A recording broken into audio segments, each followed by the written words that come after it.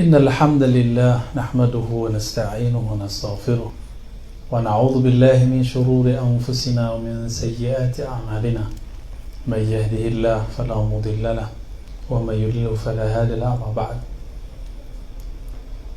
usini wa iyyakum bittaqwallahi faqad fazal muttaqun wa bi iktsari salati wassalami ala habibihil karim nabiyina Muhammad sallallahu alaihi wasallam. Assalatu wassalamu alaika ya sayyidana ya Rasulullah. Yang sama-sama kita hormati Buya Bobby. Namo ganti nak? Kalau biage nantilah. Baba Samasi Al-Wali ya, itu nama Bobby gini ya. Nama gurunya Imam Bahauddin Shah Naqsyabandi punya guru namanya Mir Kulal. Mir Kulal itu berguru kepada seorang namanya Baba Samasi Wali. Baba Samasi ini atau Syekh Samasi, Baba itu ya Bobby lah artinya guru, tuan, ayah, kiai gitu artinya sama ya. Beliau lagi safar di kota Bukhara, Uzbek. Alhamdulillah kami hampir seminggu di sana, mutar menziarahi dan menerusi kembali silsilah zikir yang dipakai oleh orang-orang Sulu di Sumatera Barat dan sekitarnya, dari Aceh sampai ke ujung Sumatera. Itu pengamal, semua ulama-ulama kita pengamal Thariqah An-Naqsyabandiyah. Imam Baba Samasi Al-Wali, beliau itu lewat satu kampung namanya Qasr Al-Arifin atau Al-Arifan, kalau nggak salah itu namanya ya. Kalau diterjemahkan Istana Para Arifin, Istana Ahli Ma'rifat. Beliau lewat satu kampung. Di saat itu Imam Bahauddin Shah Naqsyabandi sedang di dalam perut ibunya. Berarti sudah lahir atau belum? Belum. Masih di perut ibu berarti janin. Kalau yang begini udah jadi anak kecil, udah jadi balita. Kalau yang adik-adik ini udah jadi anak-anak udah ya. Kalau yang sudah SMA udah remaja. Ini masih dalam perut. Tapi Allah itu sudah memilih kekasihnya semenjak azali. Azali itu masa sebelum alam dicipta. Allah sudah pilih nama-nama wali. Dan nama itu tercium baunya oleh Imam Baba Samasi Wali.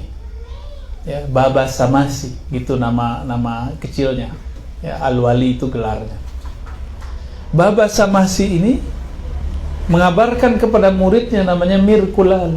Mir Kulal, ini di kampung ini akan lahir seorang wali. Ada seorang ibu sedang hamil yang di dalam kandungnya adalah seorang calon wali besar. Itulah yang bernama Muhammad Bahauddin Shah Naqsyabandi. Dulu Baba Samasi, jadi Baba Samasi ini zikirnya keras. Jadi kalau zikir la ilaha illallah, la ilaha illallah, nah ini ada zikirnya begitu ya. Mir Kulal sama. Jadi waktu kami ziarah ke Mir Kulal, itu efek zikir itu bangkit kembali. Padahal Ambo zikirnya lebih senang zikir yang lembut, kecuali di saat tertentu. Ketika ziarah kepada Maulana Al-Imam Mir Kulal atau Amir Kulal, zikir keras itu muncul lagi.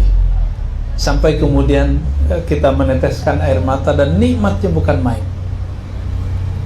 Tapi setiap kali Imam Bahauddin Shah Naqsyabandi sholat di sana, habis sholat, ba'da sholat, beliau cuma zikir sebentar langsung keluar. Akhirnya khalifah-khalifah asisten dari guru Mir Kulal ini mulai curiga dan kurang berkenan dengan sikap Imam Bahauddin Shah Naqsyabandi. Perasaannya gimana? Kita lagi doa, lagi zikir, terus ada orang pergi. Perasaannya gimana? Tersinggung nggak? Oh, berarti belum zikir. Kalau kita zikir, ada orang pergi, yang gak usah tersinggung, kita lagi asik sama Allah. Kalau sekarang yang kabur-kabur lagi zikir siapa? Ya, kelompok anti sufi, anti tarekat ya, salafi. Nggak apa-apa. Ya, dulu ada imam kita kok, Imam Bahauddin Syah Naqsyaban. Syah itu artinya pemimpin, Naqsyaban artinya Naqsyabandiyah, pemimpin Naqsyabandiyah. Imam Muhammad Bahauddin Syah Naqsyaban itu, beliau ahli hadis, beliau khatam Sahih Bukhari, khatam Sahih Bukhari, bahkan hafal, maka disebut dengan Imam Sunnah di zamannya. Tertulis di nisannya, nisannya panjang tinggi ya, setinggi ada yang SMA lah, ditulis di situ Imam Sunnah Qami'ul Bid'ah, Imam Sunnah penghancur bid'ah. Jadi itu gelar beliau. Ketika beliau keluar dari masjid, lalu khalifah dan asisten-asisten dari Mir Kulal itu mulai kemudian marah kepadanya, dan mereka menghasut gurunya. Menghasut artinya menghasut, memprovokasi, mengajak gurunya supaya membenci Bahauddin Syah Naqsyaban. Wahai tuan guru Mir Kulal, itu si Muhammad Bahauddin murid kurang ajar, masih muda tapi nggak sopan, kita zikir-zikir dia keluar. Apa jawaban Mir Kulal? Diam. Kok disuruh diam? Kalian tidak tahu kualitas kewalian di dalam dirinya. Jadi ternyata tidak semua orang yang tidak ikut zikir keras itu anti zikir. Nah ini hati-hati ya, hati-hati ntar. Siapa tahu Nabi Khidir kan, siapa tahu wali Allah. Ternyata Imam Muhammad Bahauddin Syah Naqsyaban pribadinya lembut. Beliau tidak suka zikir yang keras. Suka zikirnya mata dipejam, lidah dikunci, mata ke kepala ke bawah. Apa bahasa orang Solo? Mana kuah? Ya. Kayak gitu. Zikir di kolbunya, lidahnya dikunci. Nanti yang boleh mengajarkan itu cuma mursyid ya. Jangan dicoba-coba sendiri. Yang coba-coba nak harus dibimbing oleh guru. Kalau enggak, nanti yang bergetar nanti bukan zikrullah ya, nanti godaan-godaan setan ya. Yang muncul rasa takut, bukan rasa tenang. Nah, ini tanda-tandanya. Jadi Imam Bahauddin Syah Naqsyaban merubah metode zikir yang diajarkan gurunya turun-temurun. Dulu bersumber dari Maulana al-Imam Abdul Khaliq al-Ghujdawani yang semasa dengan Abdul Qadir al-Jilani, al-Imam al-Qutub al-Rabbani, Sultanul Aulia di zamannya ya. Jadi kalau di Baghdad ada Syekh Abdul Qadir al-Jilani, sedangkan di Uzbek ada Syekh Abdul Khaliq al-Ghujdawani. Ini seperguruan, berguru kepada Imam Yusuf al-Hamadani. Tapi Syekh Abdul Khaliq mengajarkan zikir keras, la ilaha illallah, la ilaha illallah, begitu turun-temurun terus ya. Ada yang suka lembut lagi, ganti lagi, keras lagi, sampai ke zaman Imam Muhammad Bahauddin Syah Naqsyaban itu lembut kembali. Nah dulu di daerah Payakumbuh, sebelum berkembang tarekat Samaniyah, Samaniyah itu cabang dari Qadiriyah Khalwatiyah, maka zikirnya keras, la ilaha illallah, bahkan sampai kelihatan oleh orang yang tidak paham dianggap kesurupan, ya enggak?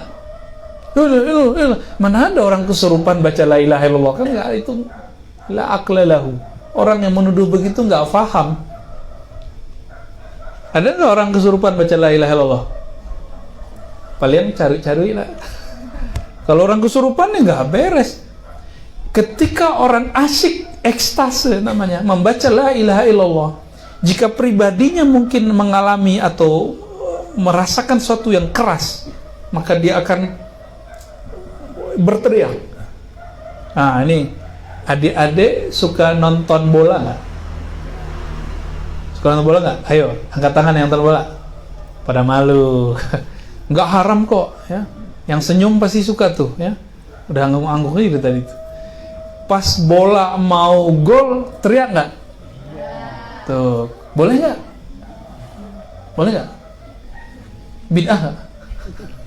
Ustadz, ini persoalan dunia. Persoalan dunia, oke, tapi itu kan hobi. Ada orang hobinya zikir. Yang ditendang bukan bola, tapi yang ditendang kalimah supaya masuk ke dalam kolbu. Murid-muridnya Syekh Abah Anom itu seumuran adik-adik ini sudah bisa zikir. Zikir kolbu, zikir keras. Cek aja, videonya udah banyak ya. Dikira oleh yang nggak ngerti kesurupan setan. Berarti dia nggak bisa bedain setan sama malaikat ya. Ya. Ya, dari persoalan nama jadi ke Imam Naqsyabandi deh. Di Solo dulu ada seorang ulama namanya Maulana Syekh Khatib Ali ya. Tapi Solo Selatan kali ya. Syekh Khatib Ali, beliau berkiprah di Padang, membuat sekolah di Padang, tapi ikut salah satu pergerakan nasional, kalau nggak salah namanya Al-Irsyad. Syekh Khatib Ali itu mursyid tarekat Naqsyabandiyah. Kami beberapa waktu lalu ketemu keturunannya dan beliau mengabarkan tidak ada yang menjawab ijazahnya. Jadi tidak ada yang bisa diijazahkan, tidak ada pelanjutnya. Syekh Khatib Ali dulu ngaji ke Mekah dan Madinah. Di Madinah beliau ketemu seorang guru namanya Maulana Syekh Ahmad Amin Ridwan yang bergelar Syekh Dalail, dan dari beliaulah orang-orang di daerah Payakumbuh belajar, Batu Sangkar juga ya, belajar Thariqah Samaniyah. Siapa itu? Di Batu Sangkar ada namanya Tanah Datar juga ya, Syekh Abdurrahman Kumango. Itu beliau, ini sama semua nih, cuma beliau angkatan awal bersama dengan Syekh Abdurrahman di daerah Batu Hampa ya, pendiri Madrasah Al-Manar. Mereka belajar di mana dulu? Di Madinah. Di waktu itu Madinah belum dikuasai oleh Wahabiyah. Paham? Jadi Madinah yang sekarang udah beda. Nanti nunggu Imam Mahdinya keluar dulu baru beres tuh. Ya. Sekarang orang ziarah di